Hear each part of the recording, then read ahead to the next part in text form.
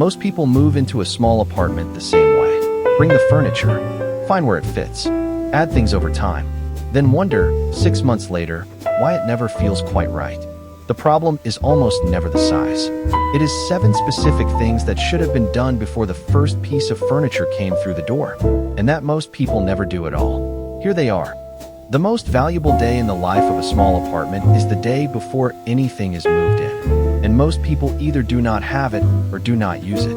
An empty apartment reveals things that a furnished one conceals, where the natural light actually falls at different hours of the day, and which corners are never reached by it, where the air moves and where it stagnates, which wall the eye naturally moves to first when entering each room, and which positions in the space feel comfortable and which feel exposed. The acoustic signature of the space, how sound behaves, where it carries, where it is absorbed. These observations are the design brief for the apartment, the specific, non-negotiable facts about this space that every subsequent decision must work with rather than against. The person who spends one day in their empty apartment before moving in discovers information that would otherwise take 6 months of uncomfortable living to accumulate. The person who moves in immediately imposes assumptions on a space they have not yet understood, and then spends the next year wondering why the assumptions do not quite fit.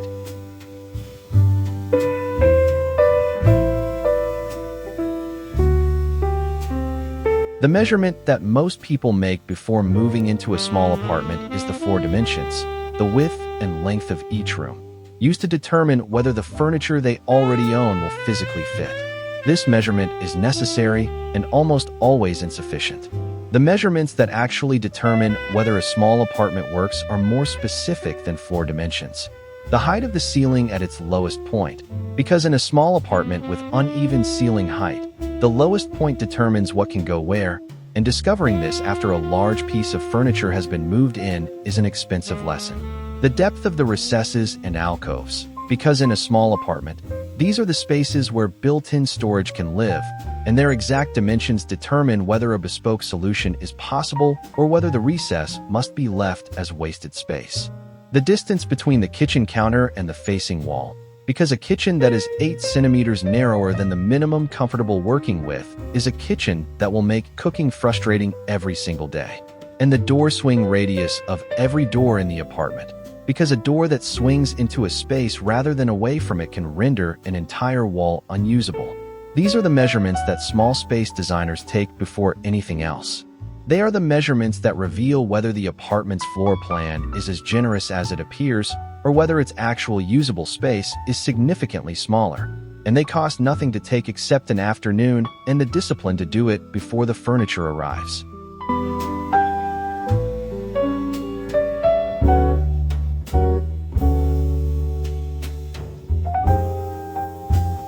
The most common storage mistake in small apartments is buying storage solutions before understanding what needs to be stored, and the result is almost always the same. Too much storage of the wrong type and not enough of the right type, purchased before the inventory of what needed storing was ever honestly assessed. The storage audit is simple and takes one afternoon. Everything that needs to live in the apartment is listed, not in categories, but specifically. How many pairs of shoes, how many items of hanging clothing, how many items of folded clothing, how many books, how many kitchen items, how many pieces of bedding, how many cleaning products, how many items in every category that takes up space. Each item is assigned to a storage type, hanging, shelved, drawered, or hidden. And the total volume of each storage type required is calculated before any storage furniture is considered. This audit produces a specific brief. Not, I need more storage, but I need 1.2 linear meters of hanging space, 3 deep drawers, and 2 meters of open shelving. And that brief is the only rational basis for choosing storage solutions. Without it, every storage purchase is a guess. With it, every storage purchase solves a specific, quantified problem.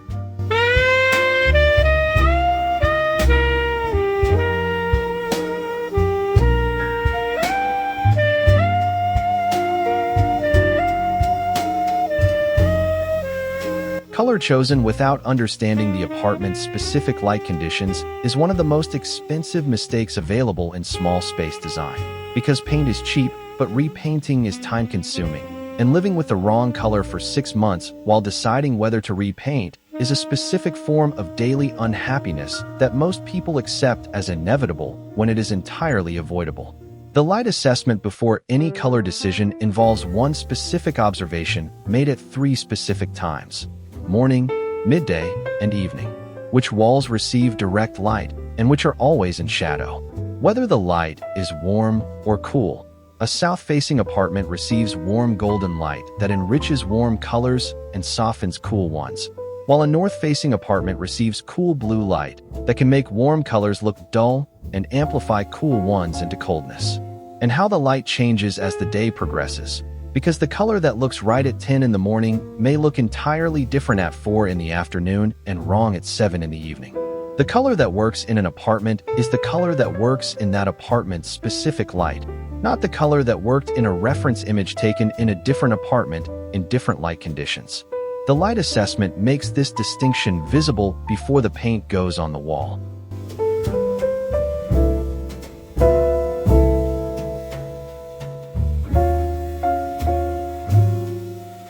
Traffic flow, the paths along which people naturally move through an apartment in the course of daily life, is the constraint that every furniture arrangement must accommodate, and the constraint that most people discover only after their furniture has been arranged in a way that blocks it. The traffic flow map is not complicated. It is a mental, or literal, sketch of every path that will be walked daily, from the entrance to the kitchen, from the bedroom to the bathroom, from the sofa to the window, from the desk to the kettle. Each path is a line on the floor plan, and furniture that intersects a frequently walked line is furniture that will cause daily friction. The shoulder caught on the corner, the path that requires turning sideways, the journey from bed to bathroom that requires navigating 3 obstacles in a dark room at 3 in the morning. The furniture arrangement that accommodates every traffic line without obstruction may not be the arrangement that looks best in photographs.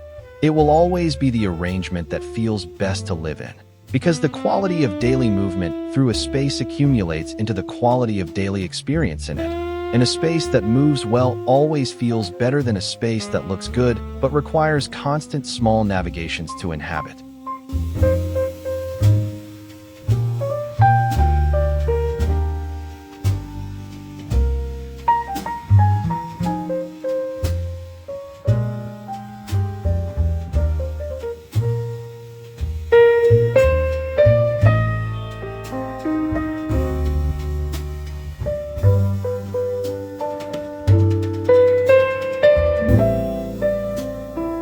Of all 7 things on this list, the lighting intervention has the highest impact-to-effort ratio, and it is the one that most reliably transforms how an apartment feels before any furniture is moved, any color is chosen, or any money is spent on anything else. The standard lighting in most small apartments when they are first occupied is a single overhead fitting in each room, the landlord's fixture, or the builder's fitting, or whatever was cheapest to install. This lighting makes every small apartment look and feel the same: flat, functional, slightly institutional, and incapable of creating the quality of warmth and atmosphere that makes a home feel like home.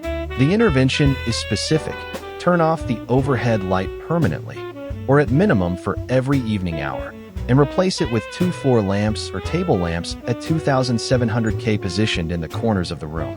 This costs the price of 2 lamps, takes 1 hour, and changes the character of the apartment more completely than any other single intervention available at any price.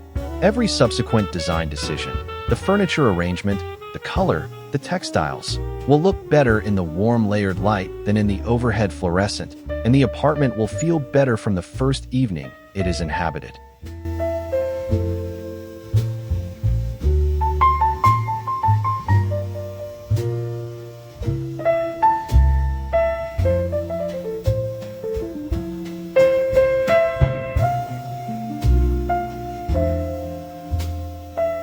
The 7th thing is the most important, and the one most consistently skipped, because it requires a kind of honest self-knowledge that is more demanding than measuring a room or auditing storage or mapping a traffic flow.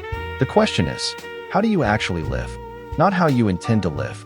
Not how you imagine you will use the space once you have set it up correctly. How you actually, demonstrably, consistently live, the specific behaviors, habits, and patterns that will recur in this apartment whether or not the design supports them. Do you cook every day or almost never? Do you work from home consistently or occasionally? Do you have people over regularly or rarely? Do you spend evenings reading or watching? Do you need visual quiet to think, or does visual richness make you feel alive? Do you own more than you use, or do you use everything you own? The answers to these questions are the design brief for the apartment. More specific, more honest, and more useful than any style reference or inspiration image. The apartment designed around the life that is actually lived is always better than the apartment designed around the life that was intended to be lived. And the only way to design around the actual life is to know, honestly and specifically, what that life is before the first piece of furniture arrives and the assumptions begin.